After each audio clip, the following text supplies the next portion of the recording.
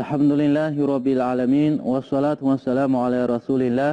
وعلى آله وصحابه أجمعين السلام عليكم ورحمة الله وبركاته 电视机前的观众朋友们大家好，欢迎收看和平卫视所举办的访谈节目。在上几期的节目当中，我们邀请到了3位著名的阿訇，在这一集节目当中，我们继续邀请到了上几期的几位嘉宾，马永贵阿訇、السلام عليكم ورحمة الله وبركاته. 马长胜阿訇、السلام عليكم ورحمة الله وبركاته. 谢松阿訇。السلام عليكم ورحمة الله وبركاته. 在这一期的节目当中，我们将继续和3位嘉宾阿訇一起再谈一下有关拜主读医这一方面的话题。在上几期的节目当中，我们围绕着这一个话题呢，展开了深入的讨论。在这一期的节目当中呢，我们将和3位阿訇继续围绕这一个话题进行进一步的讨论。首先还是有请马永贵阿訇给我们讲一下这方面的话题。بسم الله الحمد لله نحمده ونصلي على رسوله الكريم وبعد. 我们对真主读医、拜主读医以及对真主的宗名和特性方面谈论了很多内容。那么我还想说这个关于服从真主这一方面的一些有必要强调的内容。比如我们当中也有出现了很多这个崇拜规律的人。服从规律是伊斯兰所强调的，我们作为人，作为信主的人，一定要在这个崇拜、服从造物主和服从规律之间保持平衡，掌握分寸，这个是非常重要的。但不可以将服从规律成为崇拜规律。但是在其他的宗教方面，确实有这个崇拜规律的现象。比如说我们伊斯兰特别强调，六信当中强调了信经典，但绝不崇拜经典。但是我们看到其他的宗教，比如佛教，他们专门有崇拜经典的这个崇拜行为。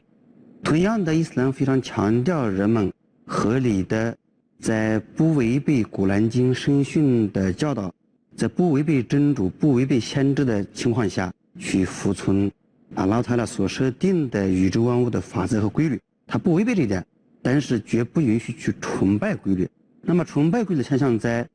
2000多年前的在希腊，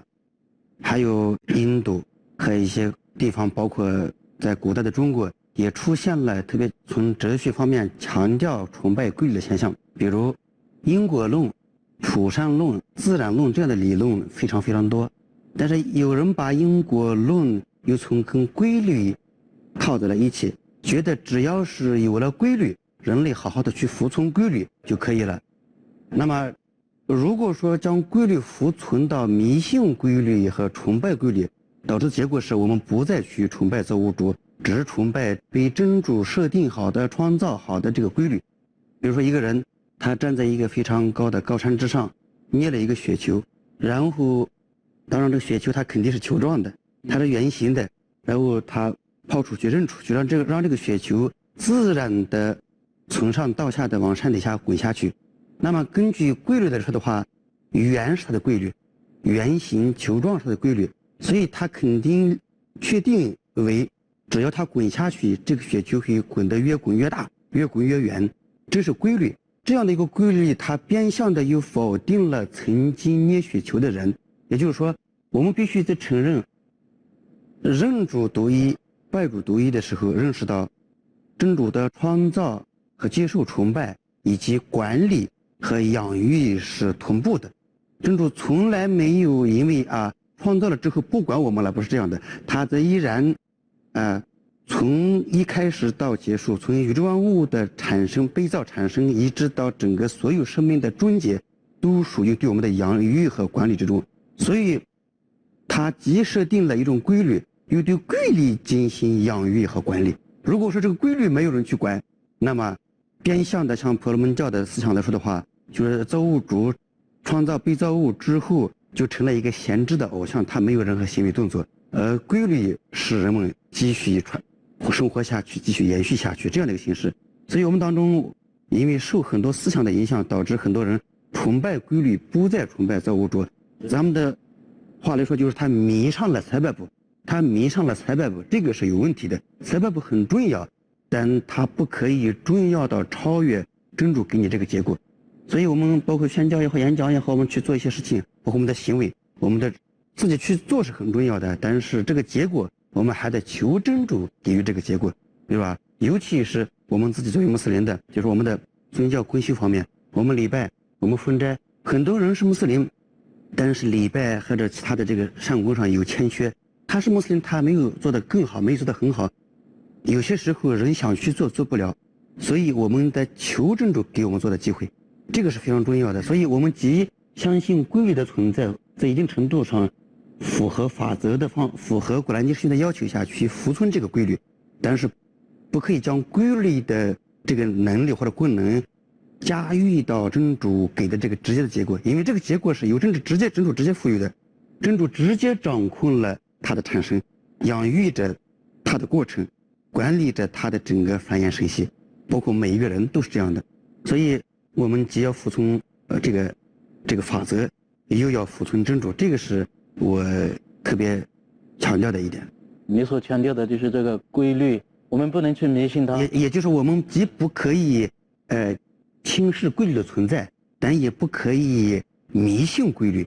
让它处于一个非常合理的状态。那它的结果行为是由人或者被造物引起的，但是它的结果还是终究还是真主给的，这个是非常重要的。所以这个对规律的服从，它是有一定的限度的，因为我们知道规律的背后的创造规律的是安拉，是真主，是宇宙的造物。因此呢，但是我们一定要知道，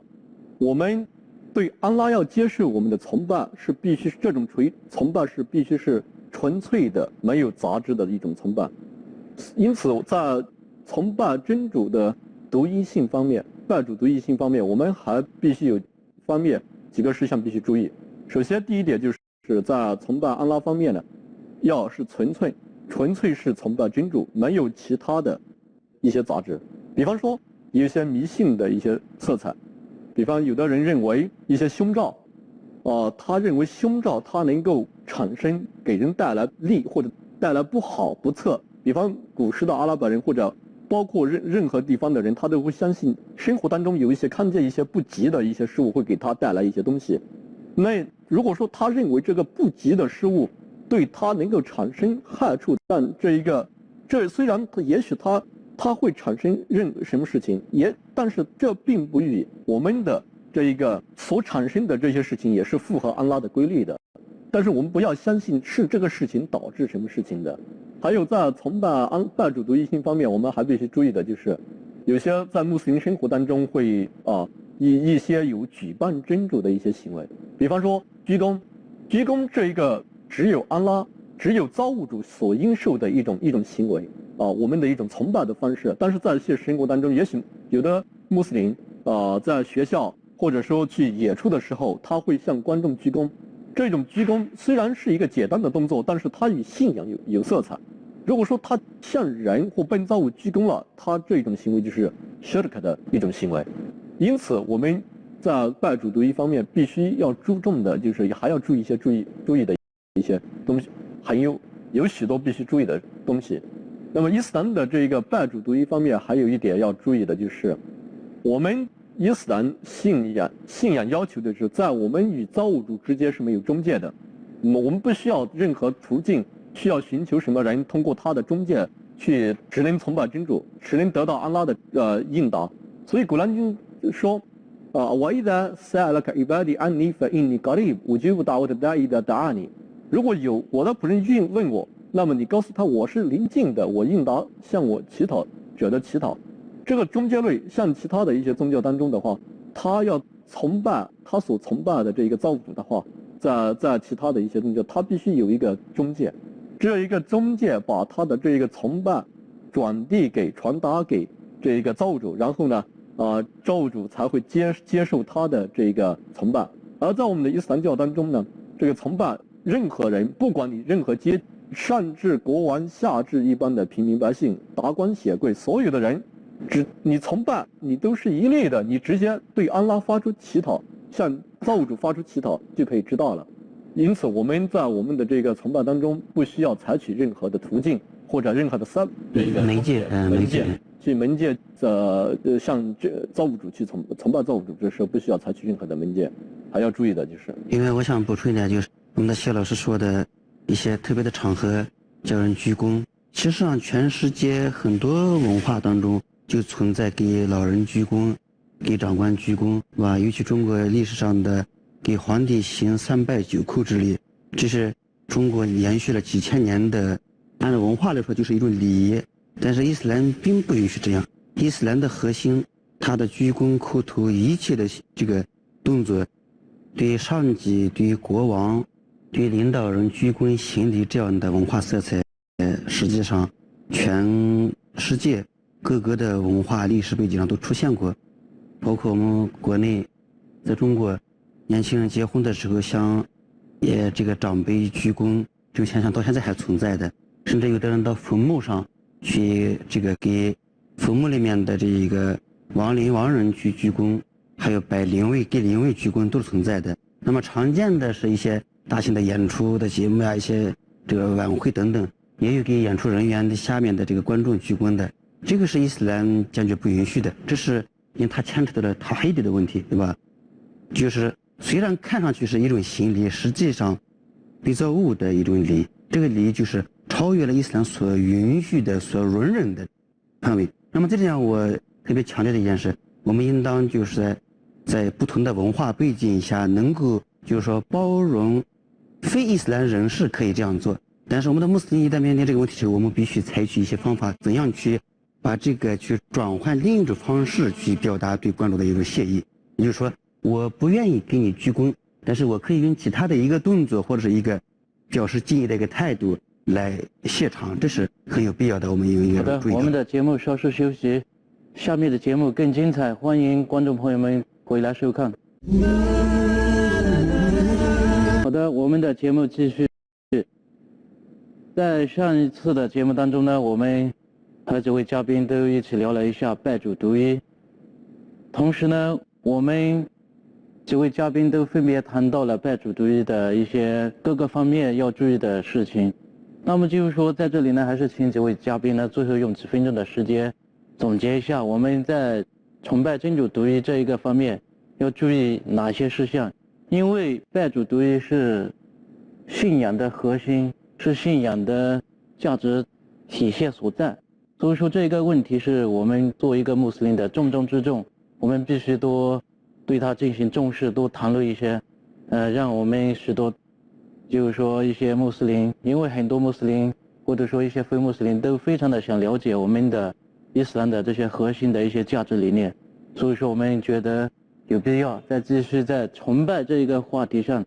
需要注意哪一些事项呢？请几位嘉宾再给我们再谈一下。Inshallah。Assalamu alaikum wa rahmatullahi wa barakatuh. Bismillah, alhamdulillah.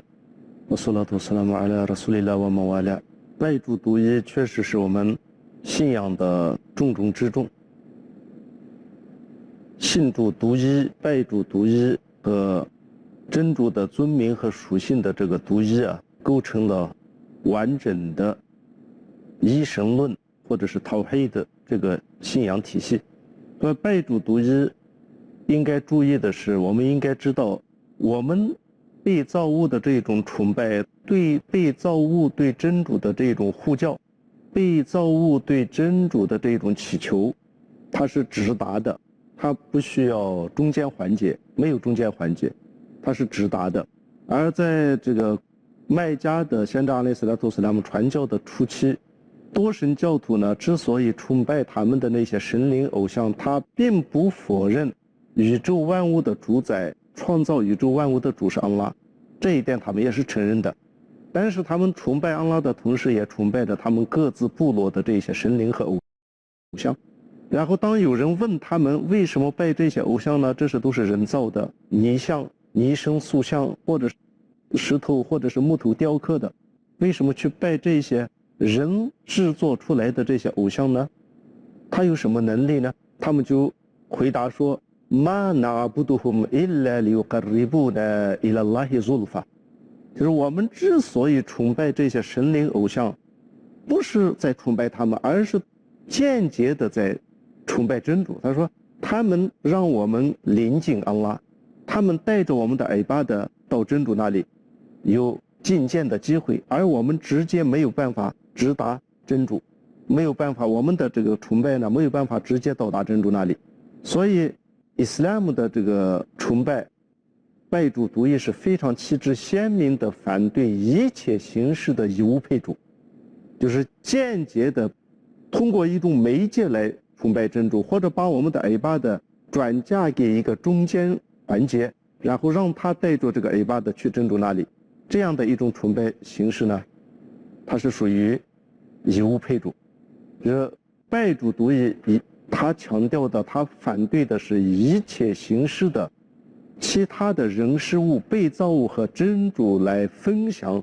真主应受的这一份崇拜，就是没有洗涤，没有分享者，只有真主独享被造物的这个崇拜，这是非常重要的一点。所以在先知阿赖斯拉多斯拉姆的海迪斯里边要求的是，崇拜的形式很多，鞠躬叩头是一种崇拜，祈求祈祷也是一种崇拜，心中的托靠依赖它也是一种崇拜。